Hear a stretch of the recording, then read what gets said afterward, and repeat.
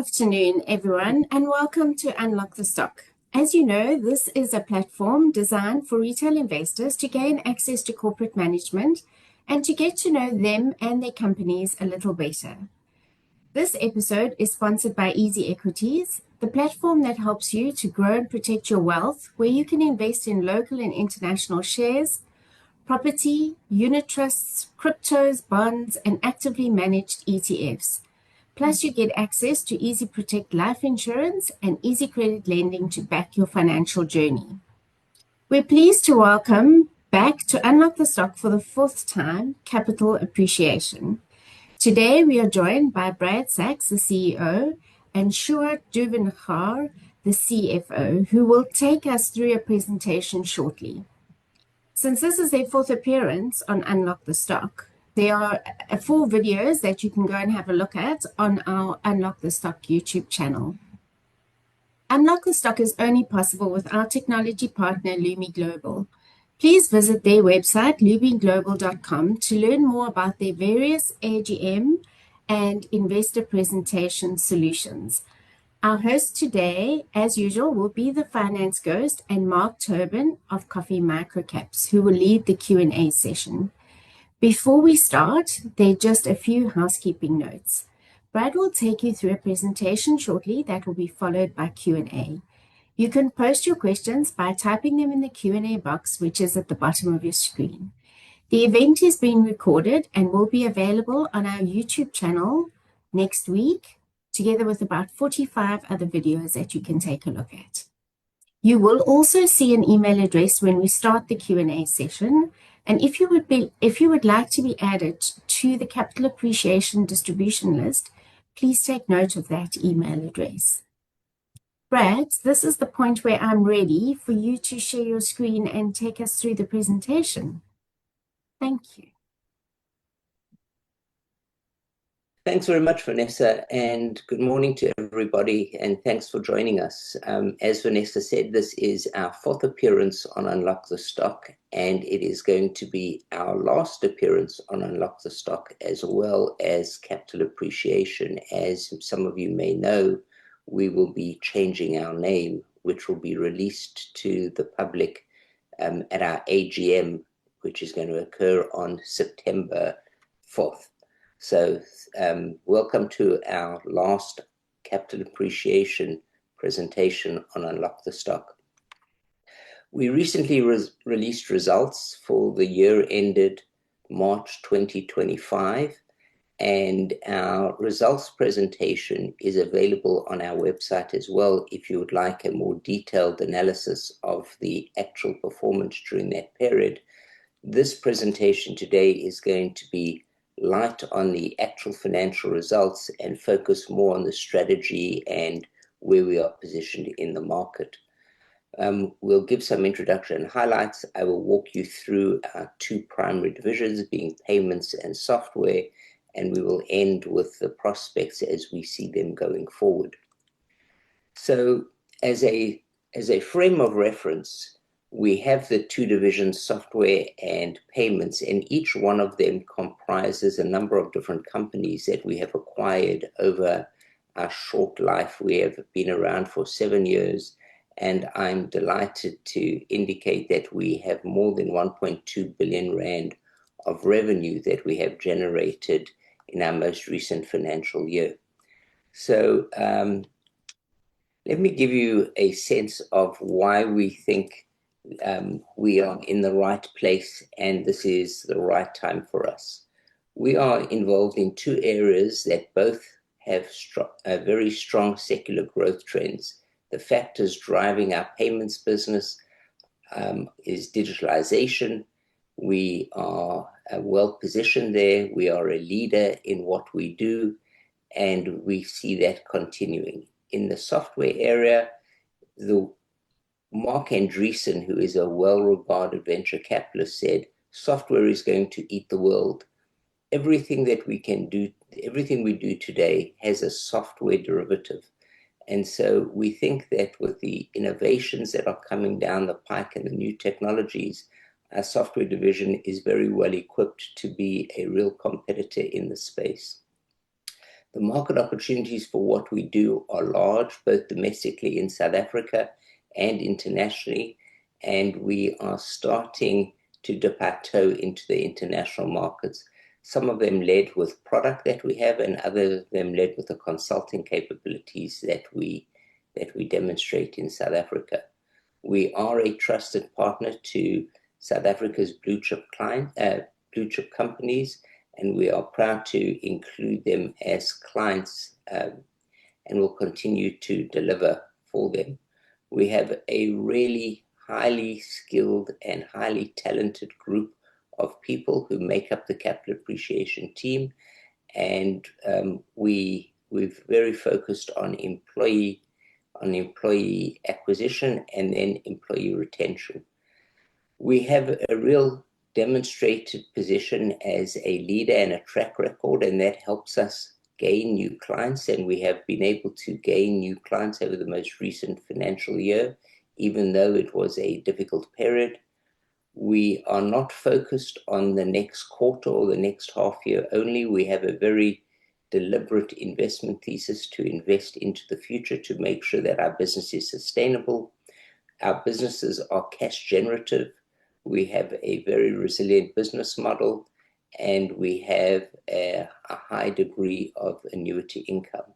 Our balance sheet is exceptionally strong. We are sitting with about 400 million rand of cash on balance sheet after spending a fair amount and distributing a fair amount by way of dividends previously. And we think that this puts us in a really great position to not only grow organically, but also to grow by acquisition, which is what we have done since our inception. Over the course of the last year, we have performed exceptionally well in our payments division. We have won a number of material contracts, and our estate has grown very nicely. The software division has encountered some operational challenges. No business is without challenge, but those operational challenges have not affected either our excellence in what we do. We are voted one of the best software companies in South Africa by My Broadband, and we won the Intelligent Software Vendor of the Year for 2025 through the ICT Awards. Most importantly, we have a phenomenal relationship with AWS, Amazon Web Services, and we are in the highest tier of partnerships with them among just a handful globally, and that puts us in a very good position. For those of you who are interested, we are a level 2 compliant BEE company with 2 of our divisions, Synthesis and DashPay, each being level 1. We did have a change in auditors after rotating from our prior auditors who had spent 10 years with us. That change in auditor led to a number of minor adjustments, which you can go and read about in our annual report, which will be released in the coming weeks. Overall, in a sluggish economy, our headline earnings were up 26%, and we increased our dividend by 20% to 12 cents a share. That dividend was paid last week, and we are very pleased with the growth that we have been able to show both in earnings per share and in dividends. Group revenue was up to 1.3 billion rand. We had exceptionally strong demand for our payment services. We have a diversified revenue stream. Our terminal estate, which is a measure, one of the measures that we look to in our payments division, was up just under 19%. And revenue within our payments division is comprised of annuity revenue as well as sales revenues. The annuity revenue amounted to 55%, which gives us a sense of predictability. As I said, software had a few challenges. Our revenue was down 7.6%. Cash from operations was at 208 million rand. Overall, we think it was a very good result in an exceptionally difficult market. From a performance perspective, our EBITDA was up 23%, and our EBITDA margin was up by 340 basis points. This is a demonstration of the benefits that we get through scale. We are the scale operator in the payments area in the South African market in what we do, and those benefits are reflecting themselves in our financials. We did see the contraction in software, which we will get to at a later stage. The dividends that we have declared, I indicated, were up 20%. We have very good cash cover. We're generating good cash flow from our businesses. We have only declared dividends ever from the cash from operations in that year, and we are very pleased with the performance of the businesses over this last financial period. I'm now going to move away from financials and talk about the divisions themselves. The first is the payments division.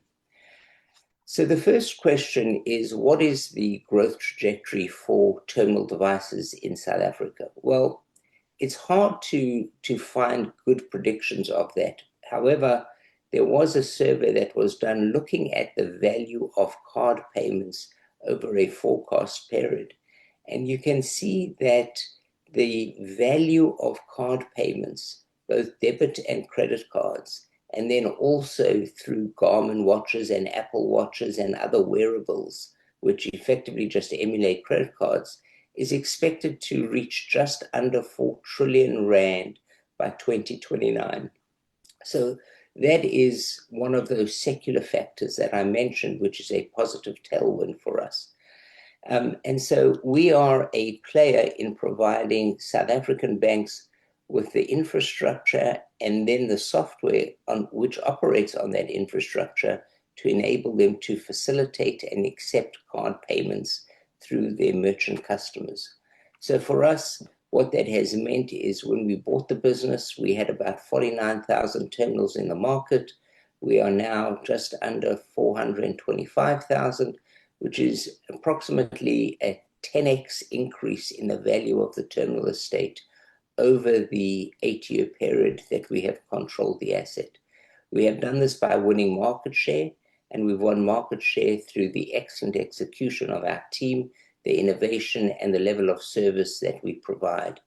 Our payments business margin has increased. Our EBITDA margin is 43%, again, a reflection of being a scale operator. And we have a diversified stream of revenues, which is important. When we started the business, we were a one-trick pony, just selling devices. That is a far cry from where we are today. The performance of the business over the 3-year period that we're reflecting here shows very nice growth in terms of revenue and also our EBITDA. We have seen some of our clients shift from just buying terminals outright from us to leasing terminals from us. It's important to note that when we sell a terminal, we don't just sell the terminal, we provide the software which runs on the terminal, and that's what makes each device different and fit for purpose. We have continued to invest in this business, the infrastructure and solutions which will help drive the growth of the sector going forward. Our growth strategy is quite simple, and this is a strategy that we outlined probably 3 years ago, and we have executed against this exceptionally well. We are taking share in established market segments, and you can see that through the growth in our estate. We have also introduced new device form factors, which helps us grow the market for those devices. We are growing our client base in South Africa. We are anticipating a reasonably large demand for new devices given the forthcoming deprecation of the 2G and 3G networks. Some of the devices that are out in the market only operate on those networks. Every device needs to communicate with the bank host when a transaction is initiated, and they will need to be upgraded. We are following our clients across Africa and think Africa is a good growth market for us. We have introduced a number of new different solutions which are very important from a software perspective. We are now device agnostic, So even if we don't provide the device ourselves, we certainly can provide the software.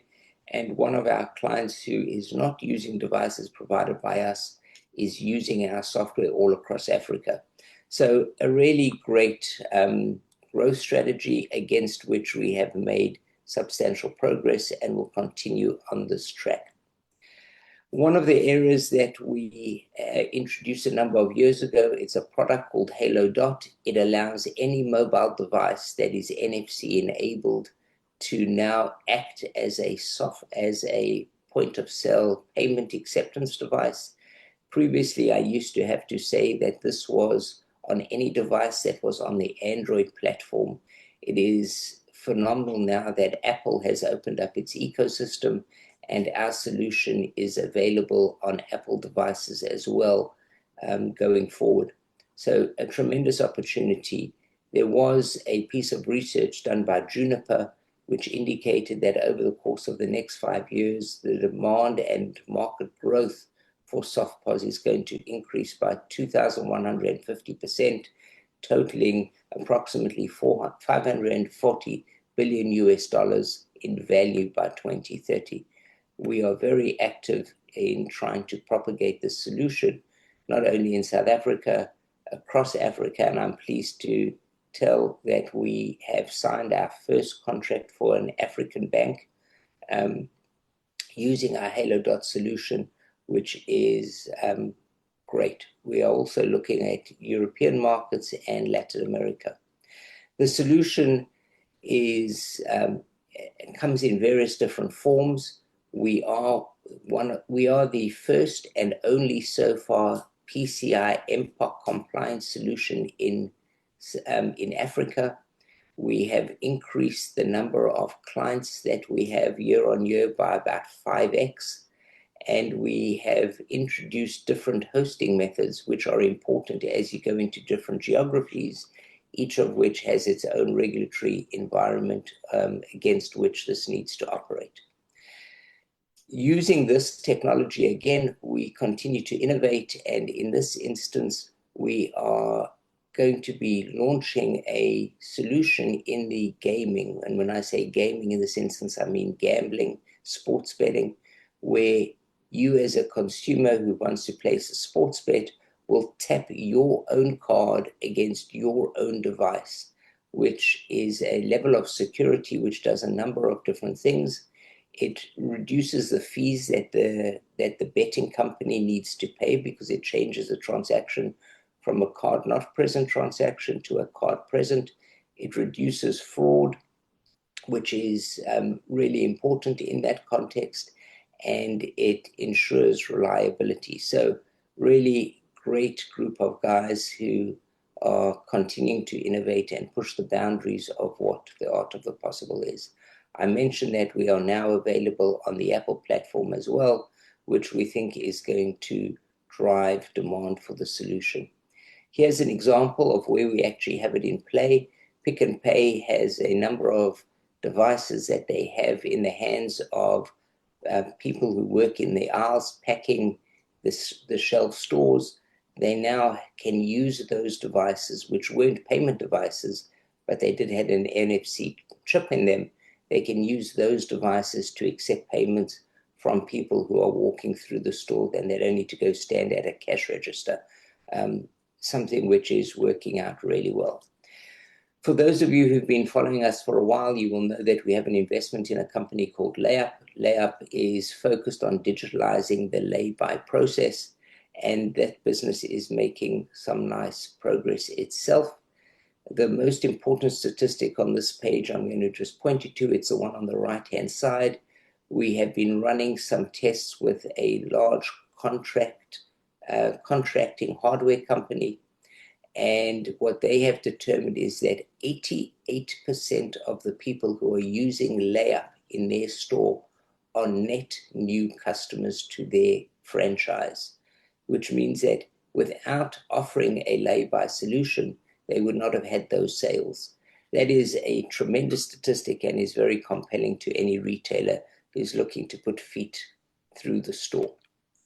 So I will now turn to our software division. Our software division comprises 4 different companies, the kernel of which was Synthesis, which we acquired when we listed in 2017. We have made additional acquisitions since then, and collectively they comprise our software offering. This segment, as I indicated, had a few challenges over the course of the last year. We have seen demand for capital spending by our clients shrink. We think that that's really going to just end up being pent-up demand because the strategic importance and imperative of continuing to innovate, move from their own data centers into the cloud, create flexibility, provide strategic advantage, ends up in driving revenue and saving in costs. So we are hoping that we start to see a turnaround in the overall temperament of the economy, and we'll see a pickup in the demand for our software services. We have undertaken some remedial action. We found that we were over-resourced because we were experiencing 25% year-on-year growth in the past, that we had grown a little bit too bloated. We did take some action to reduce our headcount, and we think we are now fit for purpose, and we are better scaled to the opportunity, aligning costs against revenue. Here is the performance. We were disappointed with our EBITDA being down as much as it was, but as I indicated, we have now taken some action to address that. Those actions are not reflected in these numbers at all, and will reflect in the H1 numbers for fiscal 2026 when we release them in November. So here are some of the actions that we have undertaken. Most importantly, we are very focused on driving revenue because we think that the demand for what we offer continues to be high, and we will help our customers save value and create value through the implementation of our solutions. We have limited the number of contract staff that we have, and we have reorganized the division a little bit from a structure and leadership perspective. Our strategy for growth here also continues to be consistent with what we've done. We have great partnerships and relationships with the likes of Amazon and Microsoft and Confluent and others. We are working closely with them to develop and pursue opportunities. We have invested in our own proprietary software, which we license. We have seen some very nice revenue coming from this, and we will continue to do that. The examples are in our RegTech area, as well as in payments. The Halo Dot solution was developed by Synthesis for our clients. We are heavily investing in AI and emerging technologies. We have AI-enabled all of our developers.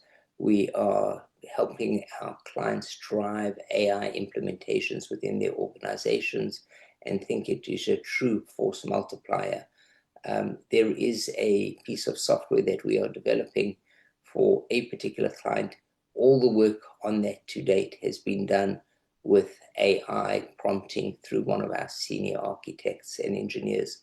And it is phenomenal what the results of that are. We are very focused on innovation.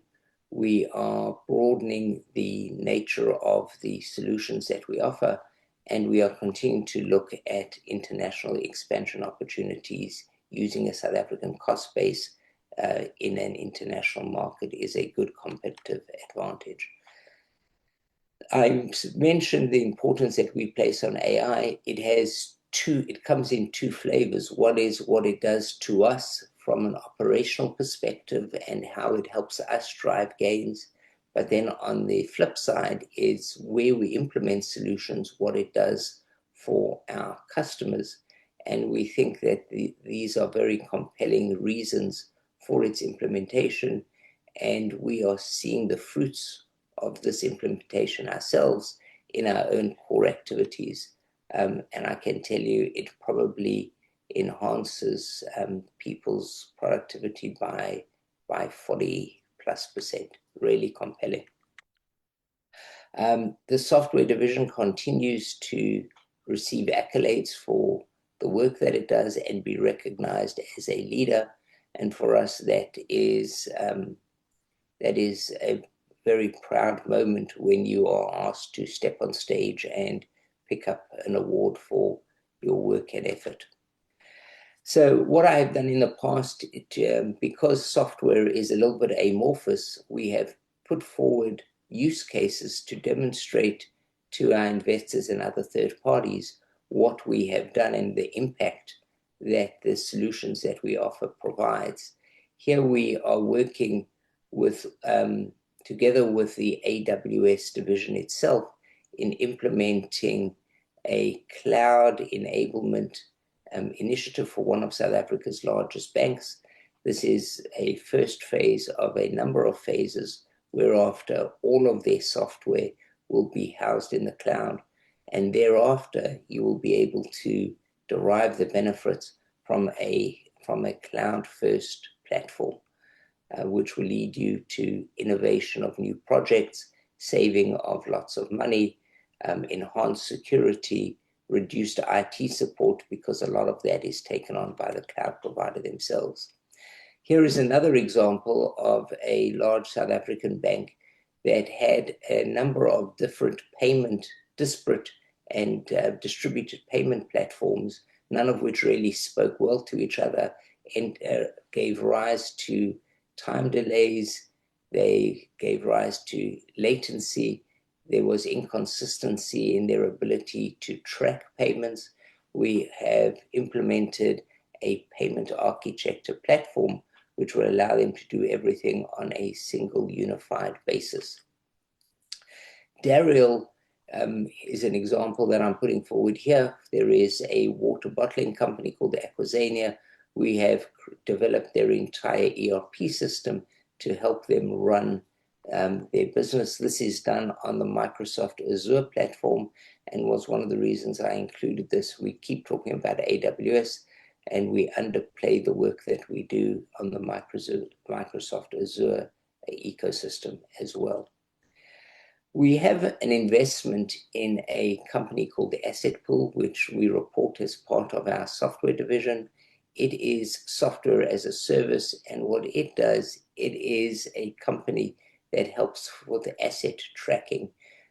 Whatever that asset is, that asset could be a piece of machinery, it could be a process, it could be a room, it could be anything you want, and we help manage the process by which people interact with that asset and the performance and state of repair of that asset.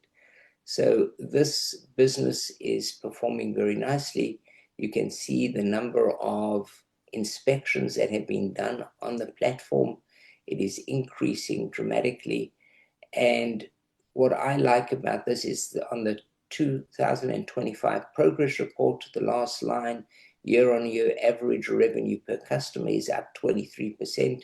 What that means is that the reliance that each customer is placing on us is increasing period on period, and it is nice to see the penetration that this organization is making across the Americas, Europe, with examples here being in the United Kingdom and South Africa. So very pleased with the progress that they are making. In terms of our prospects, we think that we are very well capitalized with our strong balance sheet. We have good management skills, we have experience, we have a very motivated group of team members, and we have the right technology to be able to deliver a strategy that we think will create tremendous growth for our shareholders. There are good organic and acquisitive opportunities for us. The acquisition opportunities will depend on fit and value.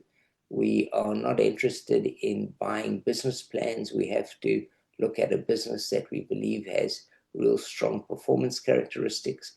Our businesses are all cash flow positive, which is hard to find in the fintech space.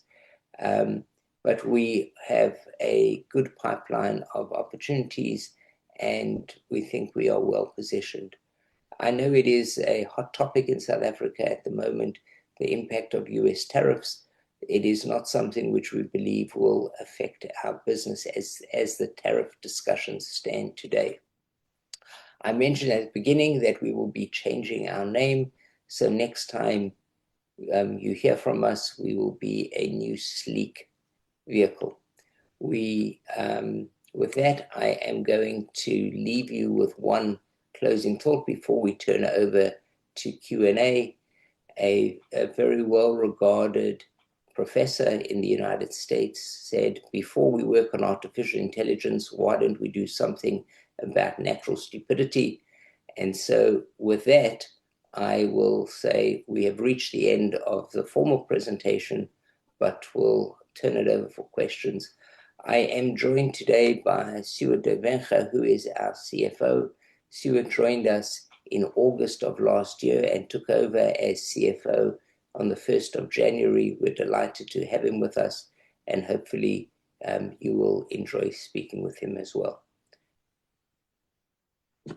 Thanks, Brad, and yeah, great to have you back on. I'm going to kick off questions here, but before I do, I just want to quickly mention, for the interest of transparency, I am a Capital Appreciation shareholder, so I just want to put that out there before we get going.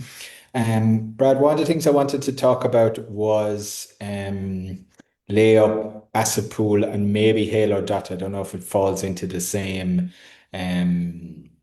bucket, but just how you value those opportunities, given the results that have just come out, and the board's thinking on, are they long-term assets within capital appreciation that you're going to build up, kind of like we've seen in the payments business over the last 8 years, or are they, you're helping to scale and, it's a kind of a venture capital, private equity style exit you're looking for, maybe 4 or 5 years down the track. Maybe just touch on those so people get an idea of the thinking around those investments.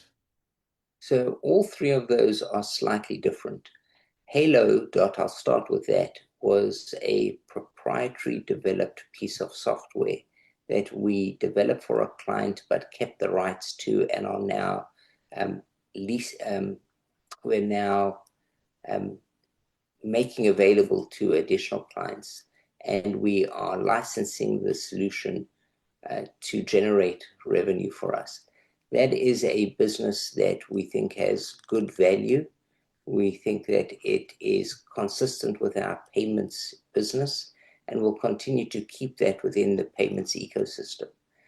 If there were opportunities for people to invest alongside us in that business, we would welcome those opportunities, provided that the motivation was to grow market penetration.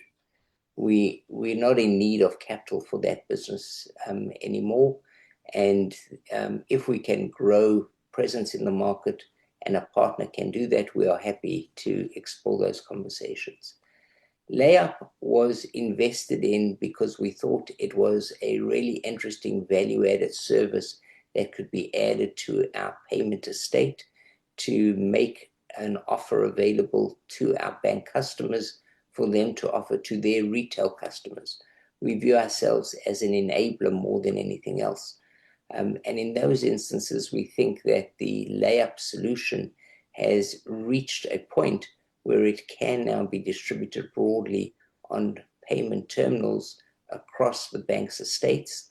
And layup has concluded a transaction with one of the banks and is close to doing so with a second for distribution across those banks' terminal estates. Really great position.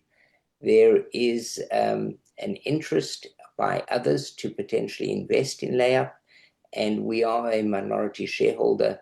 We are not looking at this stage to consolidate it within our platform, and so we may well see third parties invest in layup, in which case it will have its own capital structure, it will have its own value, and we will reflect our proportionate share in that. Asset Pool was invested in as a vehicle to demonstrate the power of SaaS. SaaS stands for Software as a Service. It runs on the AWS platform, there is a tremendous amount of activity that you can pursue using AI and the data that comes out of the inspections. We thought it was a good petri dish for us to explore that and get our feet wet. We have done so. The business is scaling nicely. There is international demand that has evidenced itself in maybe investing in asset pool, and we will allow them to do that as circumstances warrant. Again, it is not a strategic investment within the portfolio that we have to own, but we think it is a really good, solid business that we have added good value to, and we can capture the capital upside in that as well. Okay, cheers. Thanks, Brad.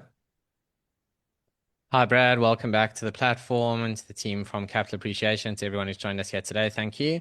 I did quite enjoy the chip and dip logo on one of your slides in the context of asset tracking. I think you should make that data publicly available for those of us who, if you've had a tough day and you just want to get those festival vibes, you just find your local chip and dip. This sounds like a public service. But do that too much and you're going to end up looking like your balance sheet, I think, which is a little bit perhaps bloated and full of cash, and some questions being asked about what you'll do with it. So that's the first place I wanted to start, was just talking about, one of the things you guys are well known for is having this very strong balance sheet. You're always in this net cash position. You're always kind of ready to do deals. I think let's maybe just, run through a little bit around what you look for when you're looking for acquisitions or opportunities to deploy that capital. What do you prioritize? What sort of hurdle rates do you look at, etc.? So there are lots of comments I can make about chip and dip, but I'm going to let that pass. What we really look for are businesses that have a competitive advantage, as we see it, with a strong management team who we can get behind and have confidence in. We also want to see a real path to profitability if the business is not in a money-making position. We think that a business that has demonstrated real product market fit is important, and where you have that, you should see a deliberate path to profitability. In the fintech space, a lot of the businesses have long forecasts of generating continued losses. That's a challenge for us to get behind. We are, from a return perspective, our cost of capital is relatively high. We want to generate returns that are in excess of 20%, and that can either come on a cash-on-cash basis or through the capital appreciation, no pun intended in this instance, of that asset over the time horizon that we see. But we found those characteristics to be true in synthesis, in Dariel, in responsive, and we think we've done a pretty good job at that so far. We have seen a whole host of opportunities in the payment sector, which we have not yet pursued because we've examined them and explored them, but have not pursued because we couldn't get conviction around that thesis. There have been a number of transactions announced in the marketplace, but those have been done at valuations that we think do not make sense for us. They may make sense for others, but not for us, particularly given the portfolio of assets that we have. Brad, a question just here on the terminal estate in terms of capex spend, whether that's for the rentals or for the leased option. I know this year was kind of part of a big rollout from a large contract win, and I think that has impacted the big cash swing that we saw this year. But is that kind of front loaded and now it's just about getting the terminals actually on site at the various locations, or should we still see a big kind of capex spend this year as those contracts fully roll out? So we are only at the beginning of deploying against those new contracts which were announced in our results last year. what's important to recognize is those contracts came in two flavors. One were sales of terminals, which which has no impact on our balance sheet at all. It's not a capex item to us. We generate gross profit on that, which then gives rise to annuity revenue from our software licensing fees and other estate management fees that come with each terminal. There was one bank that elected to lease terminals from us, and they are reflected as finance leases, which means it's reflected as a capex item on our balance sheet. We then show the revenue, which is the capitalized revenue over the lease term, which is effectively like a sale, but you do see the capital amount on our balance sheet. That will continue to grow as that bank continues to increase its estate. The revenue that flows, the cash revenue that flows from that comes in on a monthly and then aggregates to an annual basis over the term of that lease, which is 5 years. So overall, the payments business continues to still be cash flow positive, as you have seen in the numbers that we just released this year. Yeah, jump in there with one from my DMs. So I think let's deal maybe with the Meta case and just get that one out the way. There's just a question here around, I guess, just some generic commentary around the case with Meta, potential best outcome. Let's maybe just spend a couple of minutes on that, Brad, to the extent you can talk about it. Maybe just update those attending on the story there. Sure. So the Meta case is an outcropping of our investment in GovChat, which we have now written off. Meta acted in an anti-competitive way, according to us and GovChat, and we have taken them to the competition tribunal to adjudicate whether or not that is true. The Competition Commission got involved. Their own analysis concluded that Meta did in fact act in an anti-competitive way and is now prosecuting Meta in front of the tribunal. We are a party to that litigation where we have an interest in the outcome. If Meta is found by the tribunal to actually have acted anti-competitively, we will then be suing them for damages. And we believe they truly did act anti-competitively and will litigate that going forward. We have very little by way of expenditure associated with that now. It is only legal fees that we continue to absorb, and we are sharing that with our partner in GovChat on a 50-50 basis. So we think that there is a really good risk-return reward ratio on that at the moment for us, given where we are, and that the government is prosecuting Meta, having agreed with our position as to their conduct. Brad, I've got one quick question and then a kind of a longer one more on the software business. So the first question is, what percentage of layup does Capital Appreciation own now? Let's not get into if some of the convertible debt gets converted later on in the year. Let's just say what it is as a reporting date. We own a little under 30%. Okay, perfect. And then there's a few questions here around the software business, and I might just try and aggregate them into one question. So the first is, have you been surprised at the fall off in spending by clients? And then the second kind of part of it is, who are kind of some of the main competitors that you come up against when you're bidding for work in this space, and where would whether Synthesis in the South African market sit as, are the market leader, are they the number 2 player, the number 3 player? Maybe just give us a bit of color on industry structure and where Synthesis sits. Okay, so let me start with the first. Were we surprised by the level of fall off? we were surprised by the level of fall off. Coming through COVID, we had seen in excess of 25% year-on-year growth in revenue. And we were able to sustain that through COVID as people moved towards a digitalization program.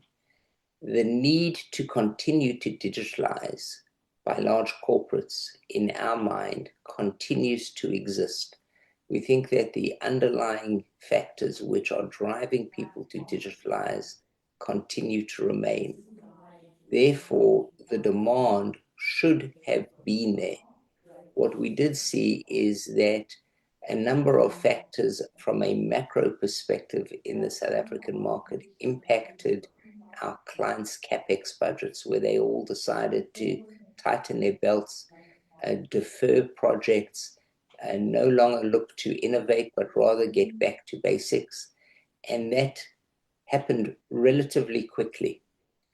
We saw that last year, but we also thought that with the government of national unity, there was potentially a return to a more normalized environment. We didn't see that, unfortunately, and that was a big surprise to us. So when we saw some softening demand last year, we elected deliberately to retain our staff and the team in place without going through any big remedial action, because it is a people-centric business and it is part of our culture. What we did unfortunately encounter is that capital expenditure budgets were much slower to rebound, and the willingness of our clients to think about innovation was not as robust and as prompt in its return as we had anticipated and hoped. And therefore, this year we decided we're not returning to that 25% growth year on year in revenue as quickly as we had anticipated, and therefore we needed to right-size the business. So we did that this year. And that's what gave rise to the financial results, was a deliberate desire to retain the staff and the team in place in expectation of a rebound, which we never saw. So that's a long answer to an answer I could have given you, Mark, which was just yes. We were surprised by what happened. But it was a deliberate plan of ours as opposed to just being caught completely unaware.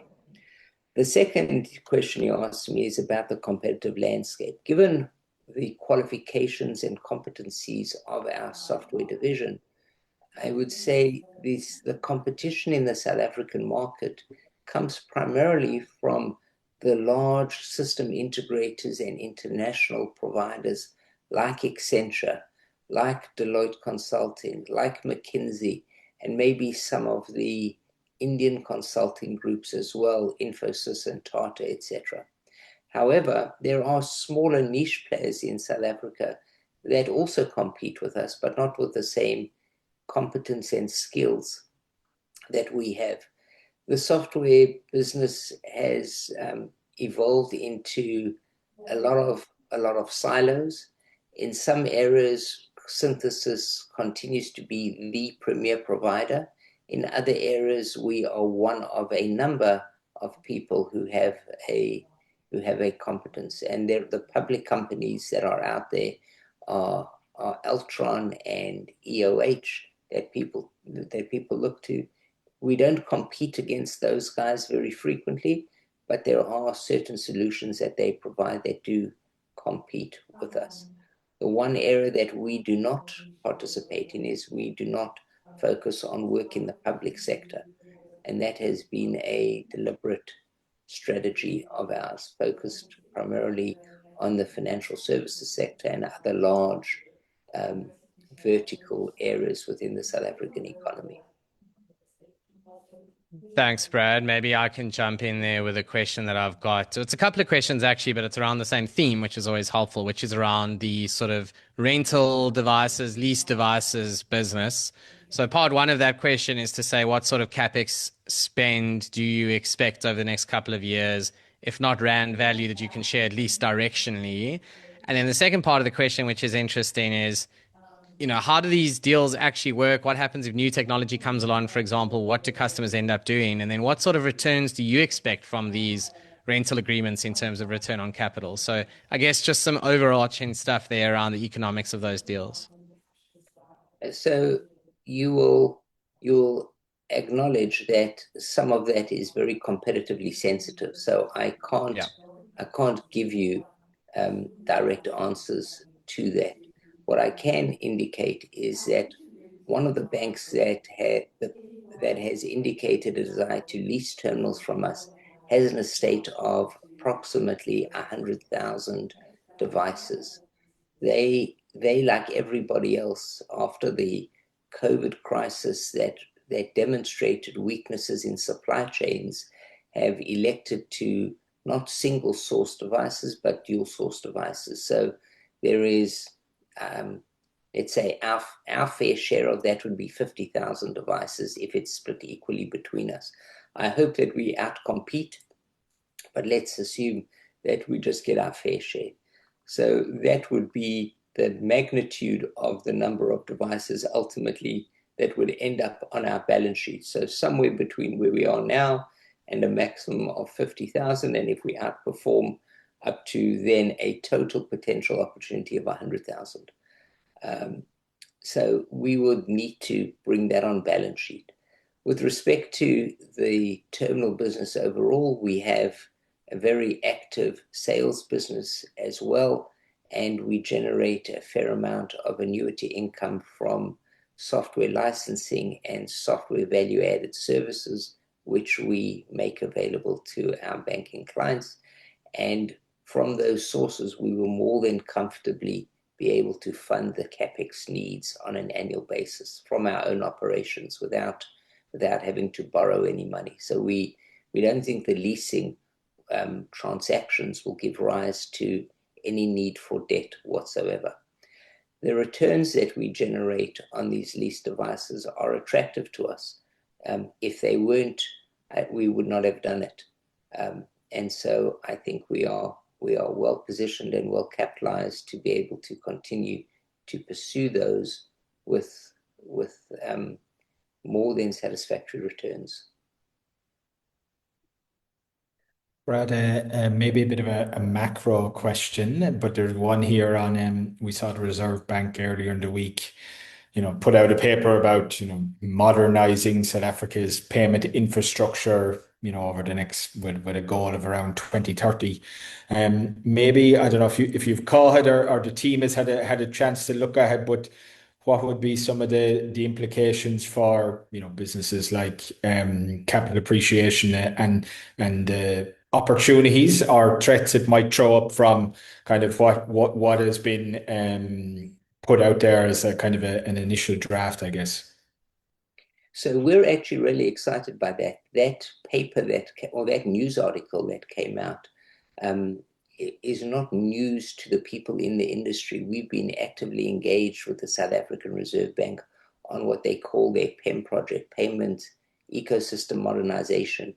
And we have been actively participating in workshops and discussions around that. So for us as a group, we actually see it as an opportunity to do a number of different things. We were one of the software providers that helped in the development of the PayShop platform. We think that is really important for South Africa's growth and for financial inclusion, and we think it is a good thing. PayShop isn't going to substitute for everything. There is a long tail to card payments.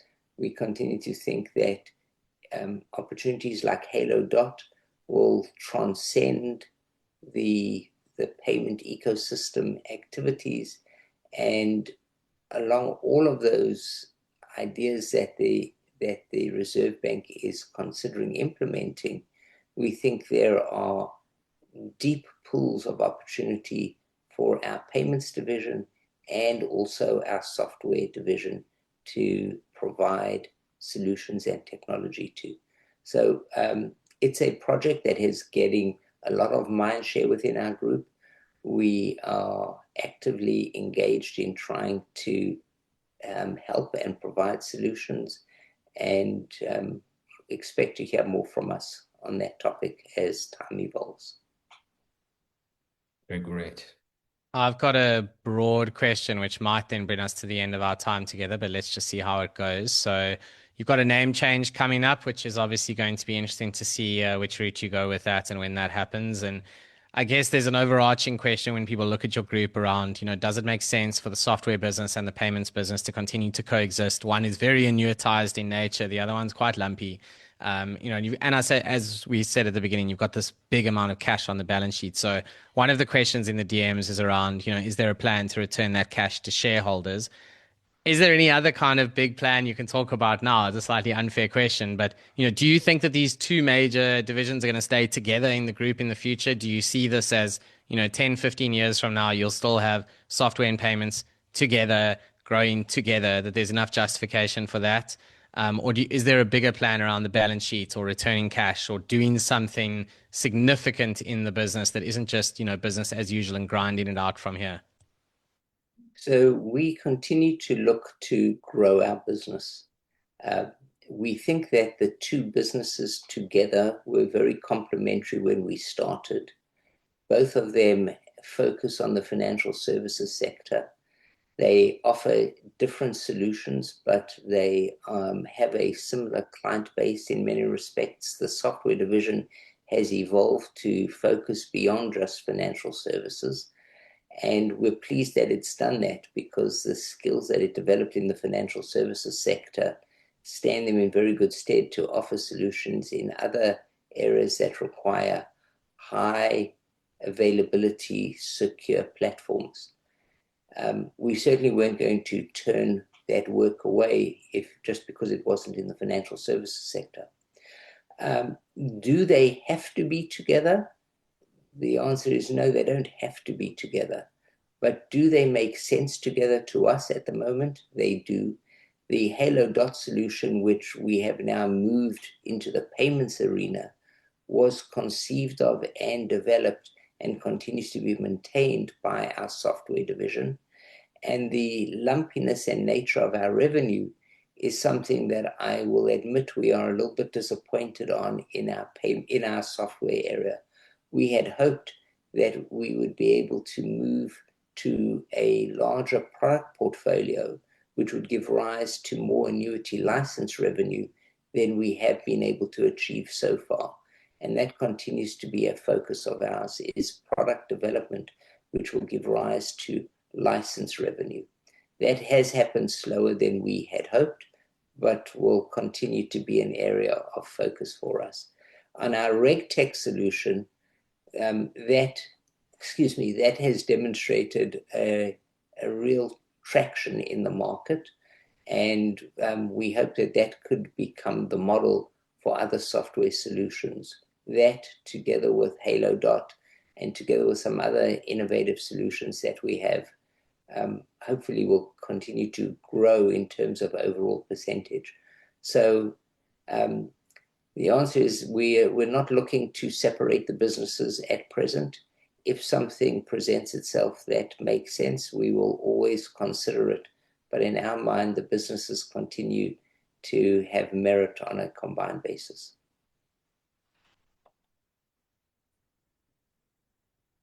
Thank you, Brad, and thanks to the Finance Ghost and Mark. That was a very interesting Q&A session. Thank you to everyone who chose to spend time with us today in this session. And again, a special thank you to Brad and Sjoerd for making the time to support this retail platform. And we say goodbye to Capital Appreciation and hello to the new name when we see you next time around, Brad. We'll be happy to be here, Vanessa. Thank you for having us again.